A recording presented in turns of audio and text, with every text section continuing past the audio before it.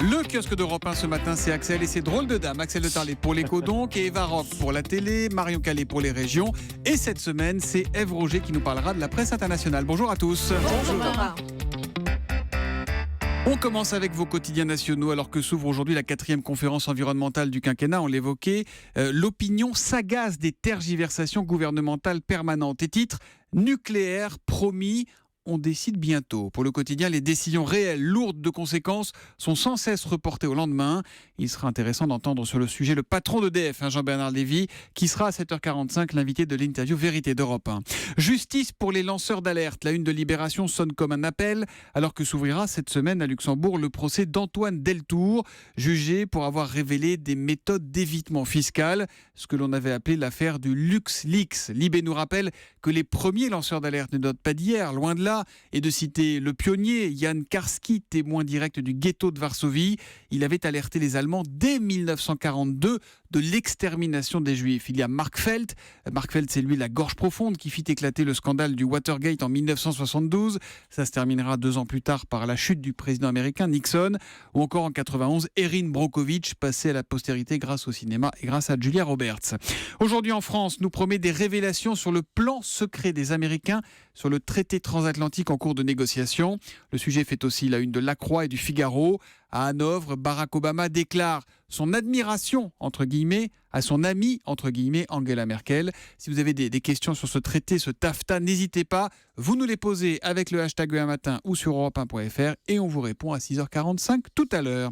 Marion Calais, quelles sont les 3 unes qui ont attiré votre attention en région ce matin? Des antinucléaires sur le pont, c'est dans les dernières nouvelles d'Alsace. Mobilisation militante hier sur plusieurs ponts du Rhin contre Fessenheim d'abord et en souvenir de la catastrophe de Tchernobyl ensuite. Ça fera 30 ans demain.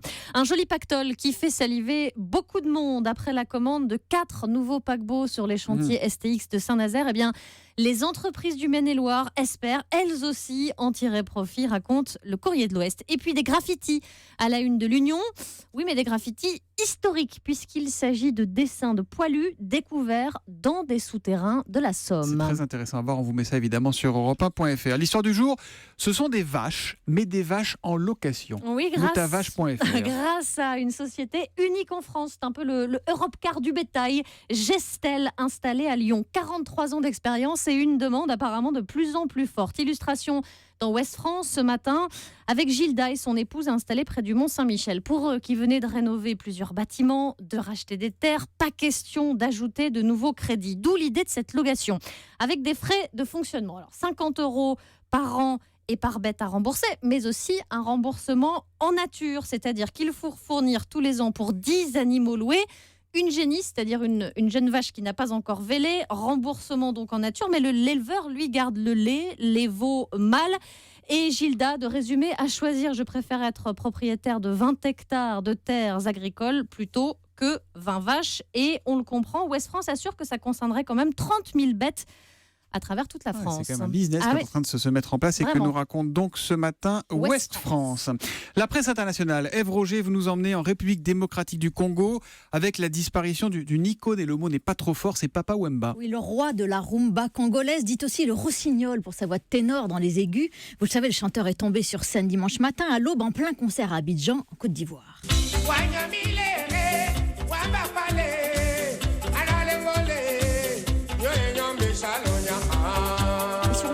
De Radio Okapi, la radio la plus écoutée dans son pays natal, la République démocratique du Congo, ex-Congo belge, on entend le témoignage de son attaché de presse qui a vu le chanteur s'écrouler en direct. Il était devant sa télévision. Vers la 3e chanson, en plein concert, Papa Wemba est tombé. Et puis tout d'un coup, on a coupé les signaux au niveau de la télévision ivoirienne. Papa Wemba s'est éteint. Il a rendu l'âme. Papa Wemba s'est éteint, il a rendu l'âme. Alors les sites congolais racontent tous la même histoire. La vocation du petit garçon venu de sa mère qui était pleureuse de profession, c'est-à-dire embauchée pour pleurer et chanter lors des veillées funèbres. Et c'est parce qu'il l'a souvent accompagnée qu'il a découvert sa voix. VOX, VOE, le chanteur devenu héros national, toujours très chic, qui adore les belles fringues, les grands couturiers, membre éminent de ce qu'on appelle là-bas la SAP. C'est ce que c'est la SAP ? La Société des ambianceurs et personnes élégantes. En gros, les dandys africains. Pour autant, aucun site ne fait l'impasse sur ses ennuis judiciaires. Papa Wemba a fait 3 mois de prison dans les années 2000. Et pourquoi ? Il aidait des Congolais à entrer clandestinement en France en les faisant passer pour de faux musiciens. Mais paix à son âme, c'est l'artiste que la République démocratique du Congo pleure ce matin.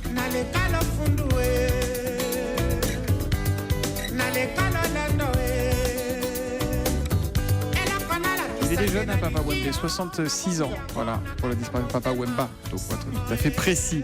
Axel de Tarlé, les banques font le ménage avec les comptes oubliés, c'est-à-dire dans les Échos ce matin, et c'est étonnant. Voilà, parce que toutes les banques ont de nombreux comptes inactifs, des livrets sans aucun mouvement depuis des années, et donc elles ont décidé de faire le grand ménage. Donc elles écrivent à chacun de leurs propriétaires pour leur dire, écoutez, venez retirer votre argent parce que nous allons fermer votre compte. Alors ce sont des comptes en général où il y a quelques dizaines d'euros, puisque ce sont des comptes oubliés.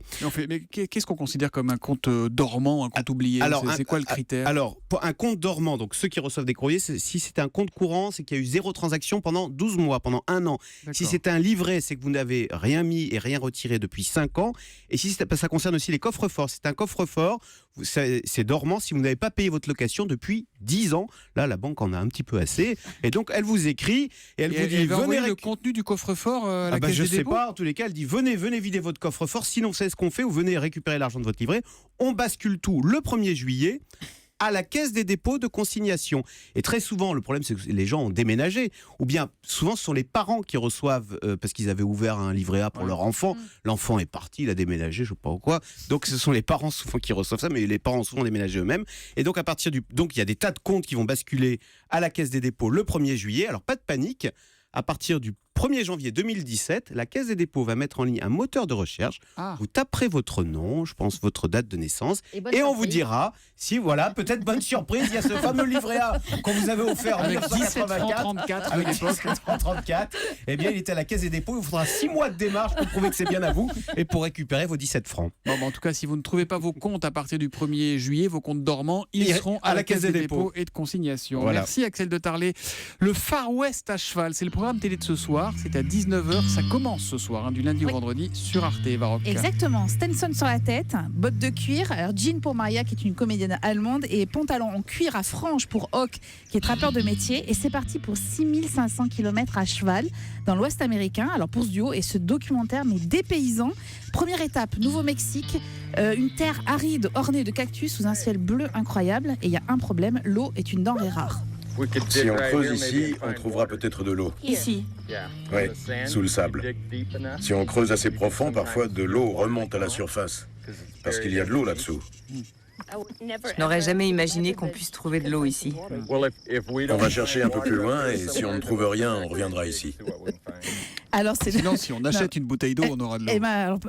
Vous faites bien d'en parler parce que figurez-vous, cette eau précieuse, elle est très très précieuse, surtout pour les réfugiés mexicains qui risquent en fait leur vie sur cette terre. Et on découvre ainsi Maria qui patrouille sur cette zone et dépose des bidons d'eau dans la nature pour ces réfugiés mexicains, pour pas qu'ils meurent de soif. Parce qu'au-delà du voyage, et c'est la grande réussite de ce documentaire, il s'agit aussi de comprendre les enjeux de l'espace et de revenir sur son histoire à travers des rencontres. Par exemple, arrêt dans un ranch où sont passés Butch Cassidy et Billy the Kid. Depuis, ça appartient à la même famille. Ça fait 5 générations que c'est la même famille. Flashback avec la propriétaire des lieux.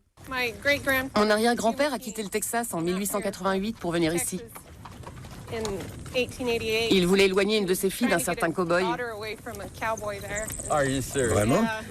Oui, mais le type les a suivis et a fini par épouser sa sœur.